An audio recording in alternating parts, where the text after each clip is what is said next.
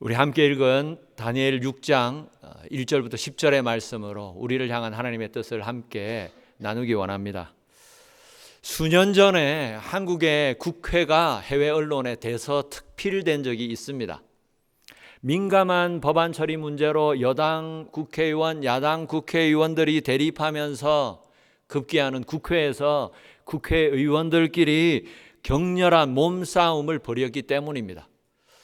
국회의장이 법안 제정을 공포하려고 하니까 그 법안에 반대하는 야당 국회의원이 국회의장석에 온몸을 던져서 뛰어들고 또 그걸 저지하려는 여당 국회의원들이 함께 난입해서 뒤엉켜서 몸싸움을 벌이고 국회 곳곳에서는 사람마다 국회의원들마다 서로 삿대질을 하고 주먹이 오가고 말 그대로 무법천지의 모습이 세계 각국 언론에 그대로 보도가 된 것입니다. 그런 모습이 미국, 영국뿐만 아니라 나라 곳곳에 TV와 신문으로 보도되니까 교민들이 어디 가서 내가 한국 사람입니다, 부끄러워서 말도 못했다고 합니다. 여러분, 그렇게 서로 멱살을 잡고 삿대질을 하고 하는 한국의 국회의원들 중에 그런데 많은 사람들이 우리처럼 주일이면 교회에 나와서 예배드리는 크리스찬이라는 사실입니다. 한국 국회의원, 지금 현재 활동하는 국회의원 300명 중에 125명이 공식적으로 크리스찬이라고 합니다. 주일이면 교회에 나오는 크리스찬, 통계적으로 한국 국회의원의 41%가 넘는 숫자입니다. 그러니까 3명 중에 1명 이상이 예수 믿는 사람이라는 것입니다. 여러분, 세상에 믿지 않는 불신자들이 그 사실을 안다면 얼마나 욕을 할까요? 예수 믿는 사람이 3분의 1 이상이나 되는데 국회가 저 모양인가? 예수님은 우리를 세상에 보내시면서 세상의 빛과 소금이 되라고 말씀하셨습니다. 어두운 곳을 밝혀주고 더러워지고 썩어져가는 곳을 깨끗하게 해줄 빛과 소금. 하나님은 우리가 세상 사람들과는 다른 모습으로 살기를 원합니다. 세상에서 믿음으로 살기를 원하시는 것입니다. 그런데 문제는 그게 생각처럼 쉽지 않다는 것입니다. 여러분, 어떻게 하면 세상의 빛과 소금으로 살 수 있을까요? 어떻게 하면 하나님을 믿지 않고 거부하는 이 불신 세상에서 우리가 믿음으로 살 수 있을까요? 오늘 말씀에 나오는 다니엘의 모습을 통해서 그 문제에 대해서 함께 생각해 보기 원합니다. 오늘 말씀에 나오는 다니엘은 어떤 사람이었습니까? 다니엘은 원래 유다 나라의 왕족이었습니다. 하지만 남쪽 유다 나라가 하나님 믿는 신앙을 저버리고 우상 숭배에 빠져서 온갖 죄악을 범하자 오랫동안 참으시던 하나님께서는 결국 진노하셔서 그 당시에 세계 최강대국이었던 바벨론 제국을 통해서 유다 나라를 멸망시켜 버리십니다. 그렇게 남쪽 유다가 망하자 전쟁에서 패한 수많은 유대인들이 바벨론의 포로로 끌려갔습니다. 그리고 그때 잡혀간 왕족 중에 하나가 다니엘이었습니다. 다니엘은 바벨론에서 바벨론 왕의 시중을 드는 시종으로 발탁되었습니다.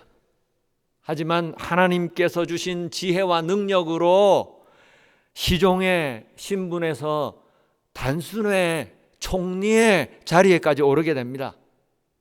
여러분, 다니엘은 어떤 믿음의 사람이었길래 원수의 나라였던 이방 나라였던 바벨론에서조차도 인정받는 그런 사람이 될 수 있었을까요?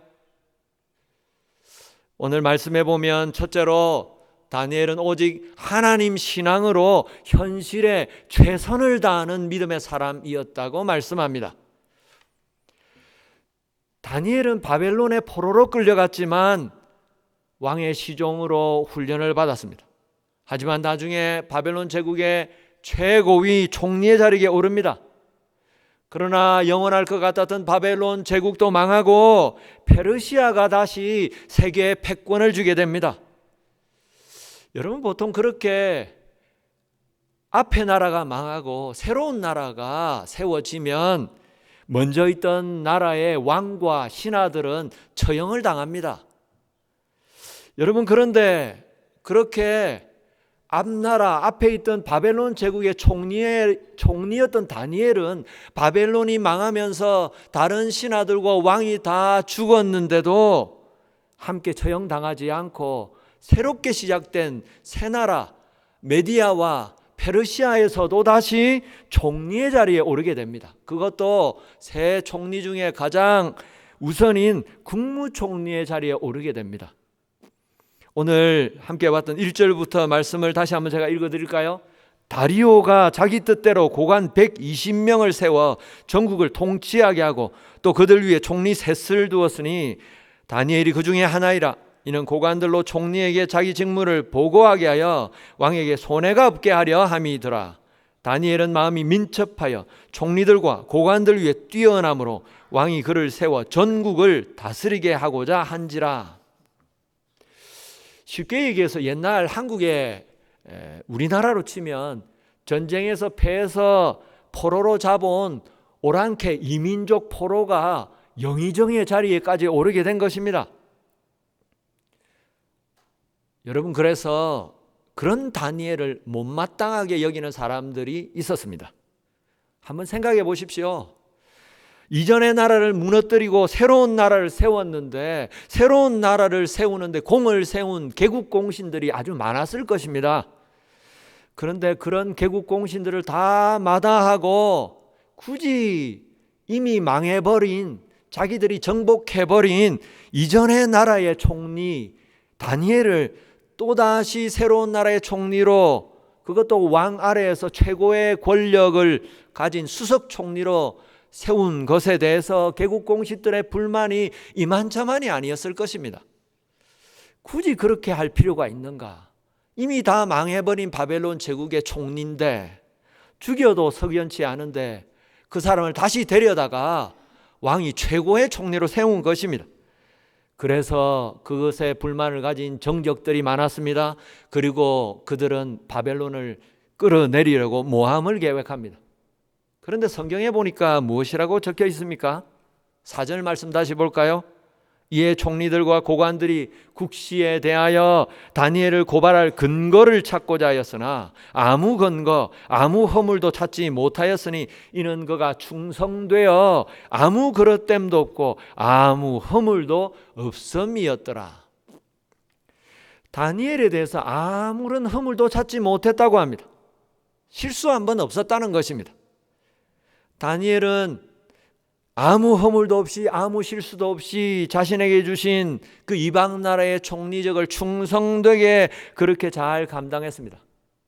어떻게 그렇게 충성스럽게 하나님을 믿지도 않는 우상을 섬기는 이방 나라임에도 그곳에서 총리로서 충성되게 열심히 한치의 허물도 없이 일할 수 있었을까요? 하나님께서 자신을 그 자리에 세워주시고 하나님께서 지혜를 주시고 능력을 주셔서 그 일을 감당하도록 그 일을 자신에게 시켜주셨다고 믿었기 때문입니다.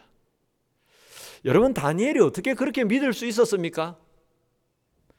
지나온 자신의 인생을 통해서 살아계신 하나님을 경험했기 때문입니다. 여러분, 바벨론 제국의 포로로 끌려갔던 다니엘, 유다의 왕족이었던 다니엘에게 바벨론 제국은 원수의 나라입니다. 자신의 조국 유다를 멸망시킨, 그것도 느부갓네살 왕은 자기 가족들과 동족들을 죽여버리고 자신을 포함해서 수많은 유대인들을 포로로 끌고 온 그런 원수 느부갓네살, 그 느부갓네살 왕의 신하로 일한다는 것은 유다 왕족으로서 치욕스러운 일이었습니다. 하지만 다니엘은 젊은 시절 포로로 끌려와서 아무도 해몽하지 못하는 느부갓네살 왕의 꿈을 하나님이 주신 특별한 지혜로 그 꿈을 해몽하면서 갑자기 단숨에 총리의 자리에 오르게 됩니다. 다니엘은 그 일을 통해서 비록 바벨론이 원수의 나라였지만 하나님께서 그 자리에 총리로 세워주셨다고 믿을 수밖에 없었습니다. 왕의 허드렛일이라는 그런 젊은 시종이 한순간에 대제국의 총리가 된다는 것 자체가 상식적으로 이해할 수 없는 일이었기 때문입니다.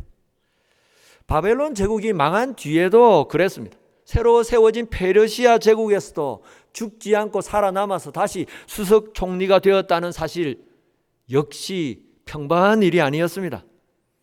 멸망당한 바벨론 제국의 총리라면 당연히 처형을 당해야 되는데 처형당하지 않고 목숨을 부지할 뿐만 아니라 오히려 새로 세워진 페르시아 제국에서도 다시 총리가 된 것입니다. 상식적으로 이해할 수 없는 일입니다. 다니엘은 그런 일들을 겪으면서 자신을 이방 나라의 총리로 세워주신 분은 오직 하나님이시라는 사실을 인정할 수밖에 없었습니다. 평생 전쟁 포로로 잡혀와서 궁궐에서 허드렛일이라 하면서 그렇게 살아야 했던 인생인데 하나님께서 그를 높여주신 것입니다. 그래서 그는 하나님을 믿는 신앙생활을 최우선할 수밖에 없었습니다.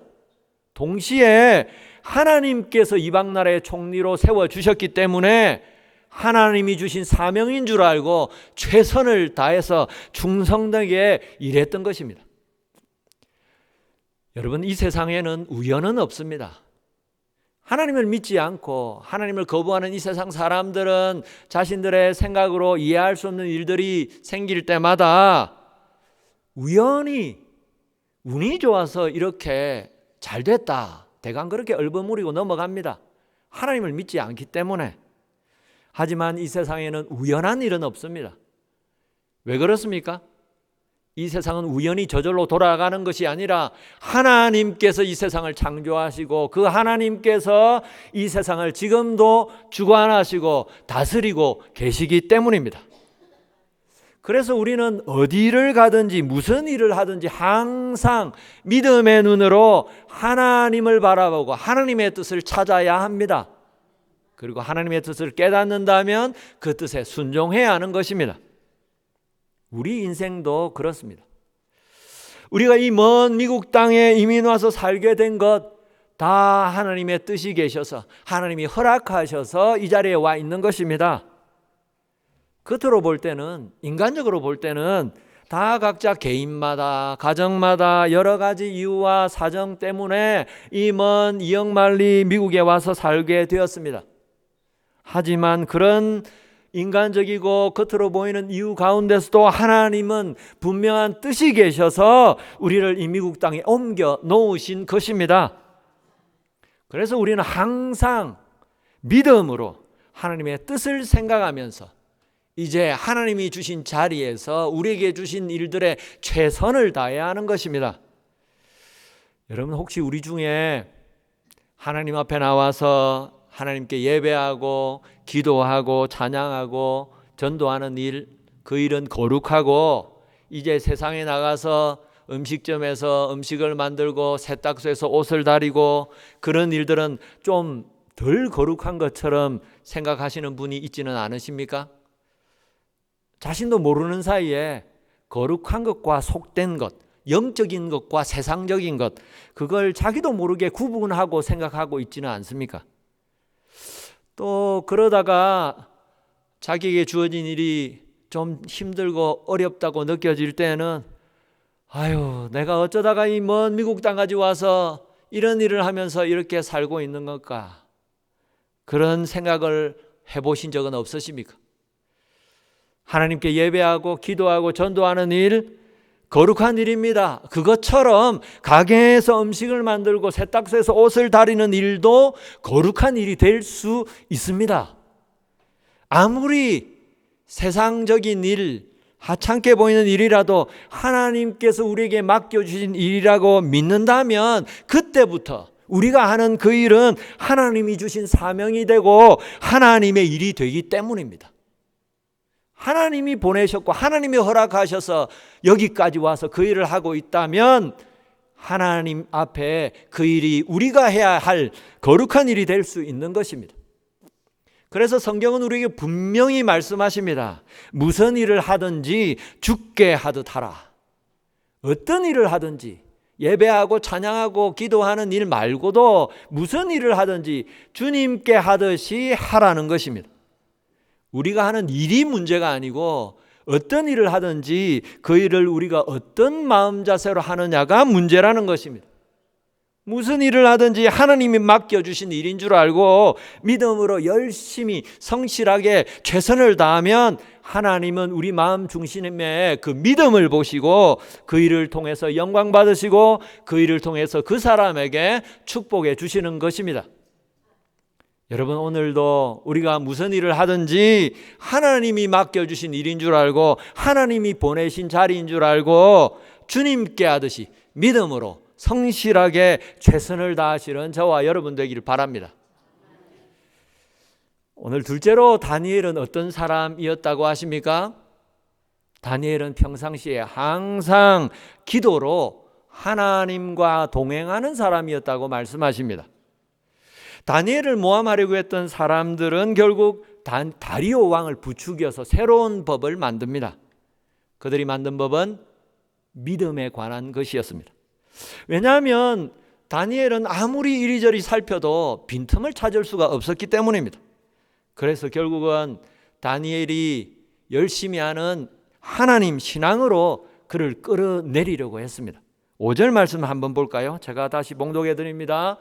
그들이 이르되 이 다니엘은 그 하나님의 율법에서 근거를 찾지 못하면 그를 고발할 수 없으리라 하고, 다니엘을 시기 질투했던 사람들이 그렇게 한 이유가 무엇입니까? 다니엘을 믿음으로 끌어내리려고 했던 이유, 다니엘이 다른 건 몰라도 믿음만큼은 한치도 양보하지 않을 것을 그들은 알았기 때문입니다.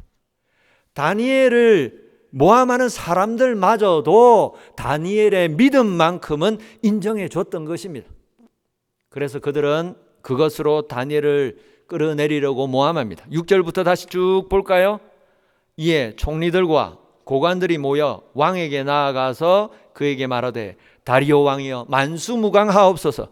나라의 모든 총리와 지사와 총독과 법관과 관원이 의논하고 왕에게 한 법률을 세우며 한 금령을 정하실 것을 구하나이다.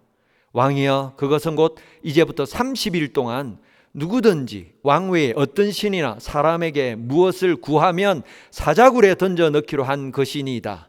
그런즉 왕이여 원하건대 금령을 세우시고 그 조서에 왕의 도장을 찍어 메대와 바사에 고치지 아니하는 규례를 따라 그것을 다시 고치지 못하게 하옵소서 하매, 이에 다리오 왕이 조서에 왕의 도장을 찍어 금령을 내니라.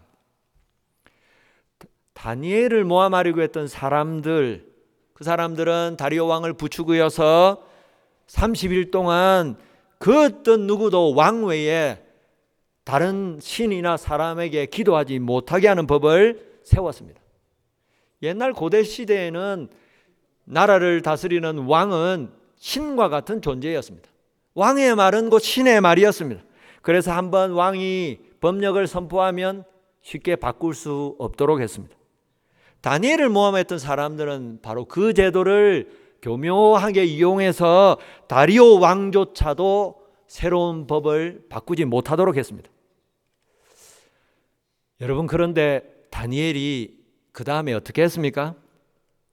그런 법이 만들어진 줄을 알면서도 집에 돌아가서는 기도했다고 말씀합니다. 10절 다시 볼까요? 다니엘이 이 조서에 왕의 도장이 찍힌 것을 알고도 자기 집에 돌아가서는 윗방에 올라가 예루살렘으로 향한 창문을 열고 전에 하던 대로 하루 3번씩 무릎을 꿇고 기도하며 그의 하나님께 감사하였더라.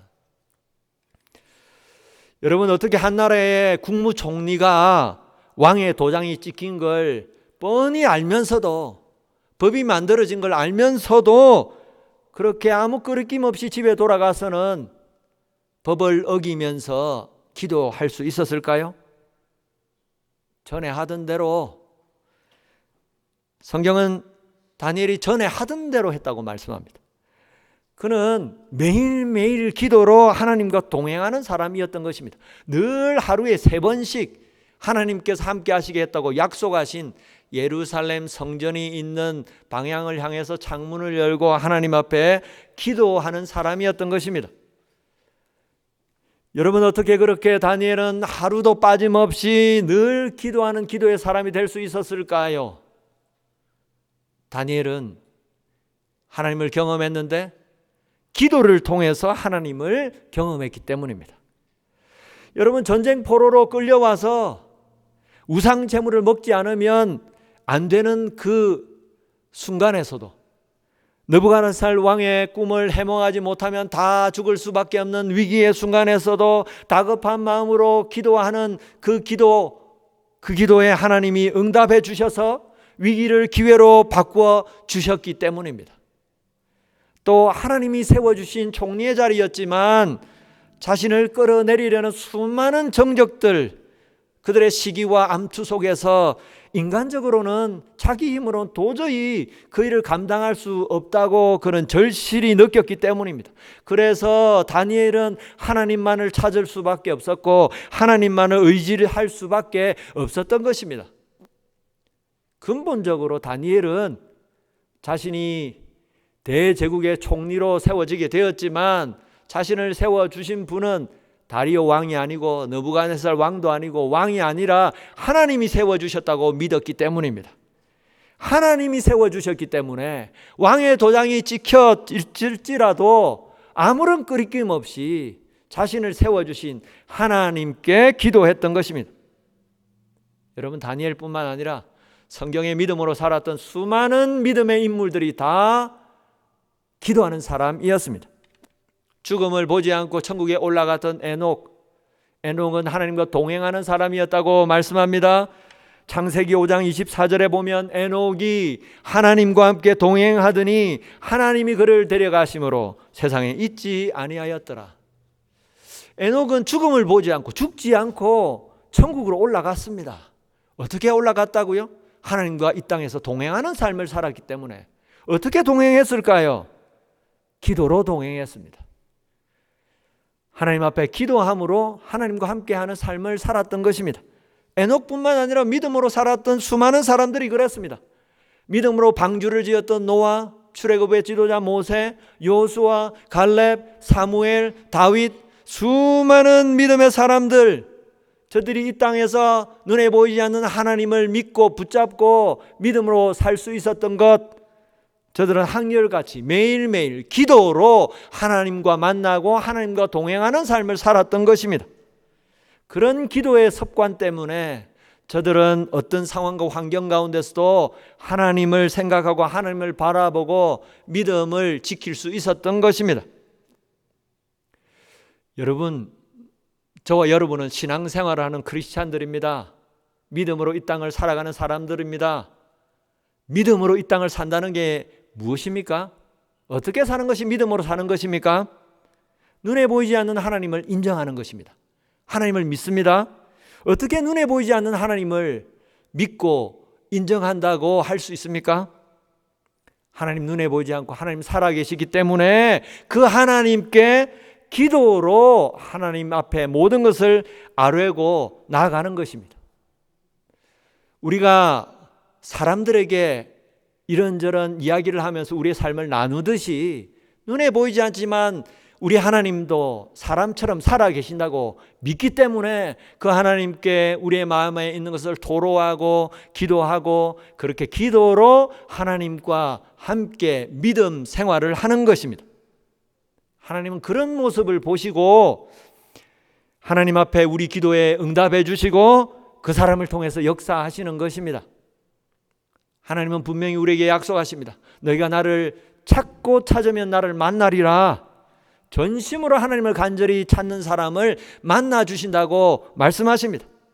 하나님 앞에 구하고 구하는 자에게 은혜 베풀어 주시고 긍휼 베풀어 주신다고 약속하셨습니다. 여러분, 오늘도 다니엘처럼 매일매일 순간순간 하나님을 생각하고 하나님께 기도함으로 하나님을 인정하고 하나님과 함께 동행하는 저와 여러분 되기를 바랍니다. 오늘 마지막으로 다니엘은 어떤 사람이라고 말씀합니까?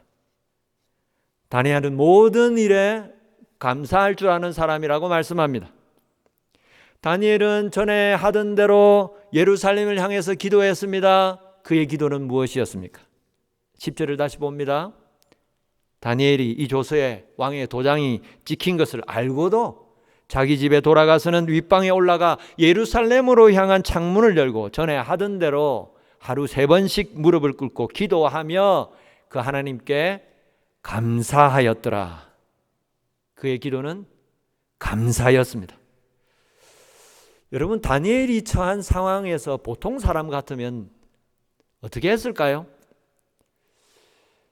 기도를 30일 동안 하지 못하고 하나님을 믿지 못하도록 하는 법이 세워지고, 자칫하면 하나님 앞에 기도하다가 발각되면 사자굴에 던져집니다. 이런 상황 속에서 보통 사람 같으면 그냥 가만히 있지 못했을 것입니다. 아주 위험한 상황에서 하나님 앞에 밤을 새워서 기도해야 했을 것입니다. 하나님, 이런 상황이 닥쳤습니다. 하나님을 믿는 것이 어려워집니다. 어떻게 해야 될까요? 아니면 금식하면서 하나님, 이제 내가 죽게 되었습니다. 좀 구해 주십시오. 간절하게 하나님께 매달렸을 것입니다. 또 아니면 하나님 앞에 원망할 수도 있습니다. 하나님, 내가 평생을 살면서 하루에 3번씩 날마다 하루도 그러지 않고 하나님 앞에 기도했는데 이게 어떻게 됐단 말입니까? 믿음으로 살아왔는데 신앙생활한 것 때문에 죽게 되었습니다. 하나님, 열심히 신앙생활한 결과가 결국 이것입니까?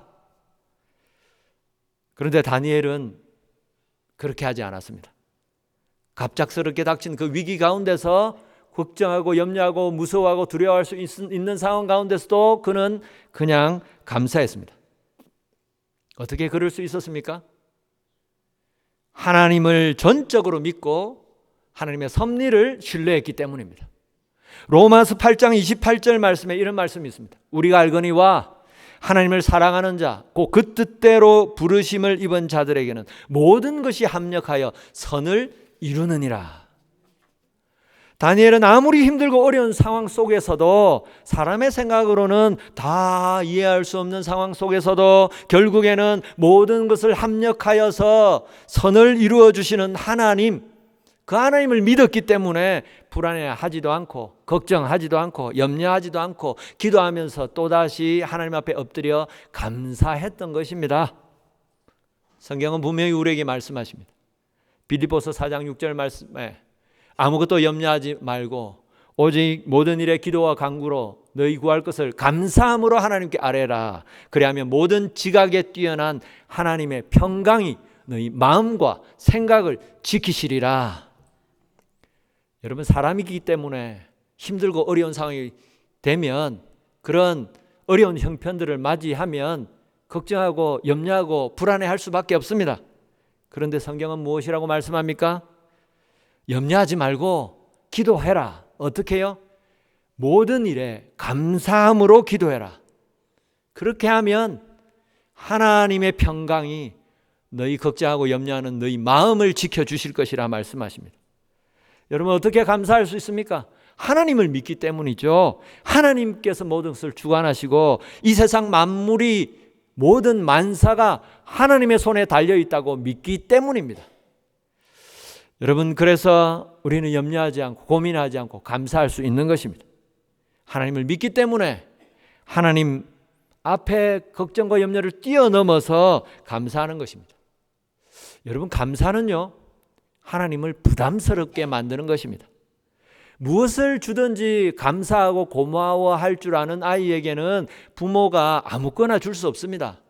아무거나 막 주면 미안합니다. 뭘 줘도 감사한데, 감사하고 부모의 은혜에 뭘 주는 것에 고맙다고 하는 그 아이에게는 뭐든지 더 좋은 걸 주고 싶은 게 부모의 마음 아니겠습니까? 그래서 우리는 범사에 감사합니다. 무슨 일을 만나든지 항상 범사에 감사하는 저와 여러분 되기 바랍니다. 말씀을 맺겠습니다. 다니엘은 결국 하나님 앞에 기도한 그 일 때문에 법대로 사자굴에 던져집니다. 그런데 어떻게 되었습니까? 사자굴에서 아무 일 없이 멀쩡하게 살아나옵니다. 그리고 도리어 다니엘을 모함했던 정적들이 그 사자굴에 던져집니다. 그 일로 다니엘을 통해서 다니엘이 믿는 하나님이 신들 중에 신, 참된 신이라는 것을 제국의 황제 다리오 왕뿐만 아니라 온 나라의 백성들이 다 인정하는, 그래서 하나님께서 영광을 받으시는 일이 생깁니다. 여러분, 오늘 그 다니엘에게 주셨던 하나님의 은혜를 우리가 다시 함께 간구하기 원합니다. 기도할 때마다 다니엘의 기도에 응답해 주시고 다니엘의 삶 속에 역사해 주셨던 하나님, 그 하나님께서 동일하게 우리 기도에도 응답해 주시고 우리의 삶 속에도 역사해 주시기를, 그래서 하나님의 은혜와 능력을 경험하게 하시고 그 하나님을 더욱더 간절하게 붙들고 살아갈 수 있게 해달라고 우리가 기도하기 원합니다. 그럴 때 하나님께서 분명히 우리를 기도의 사람으로, 감사의 사람으로 만들어 주실 것입니다. 무슨 일이든지 믿음으로 감당하여서 최선을 다하여서 우리를 통해서 하나님이 영광 받으실 것입니다. 오늘도 그렇게 다니엘처럼 오직 믿음으로 하나님께 붙들려서 쓰임받는, 그리고 축복받는 저와 여러분 되기를 주님의 이름으로 축원합니다.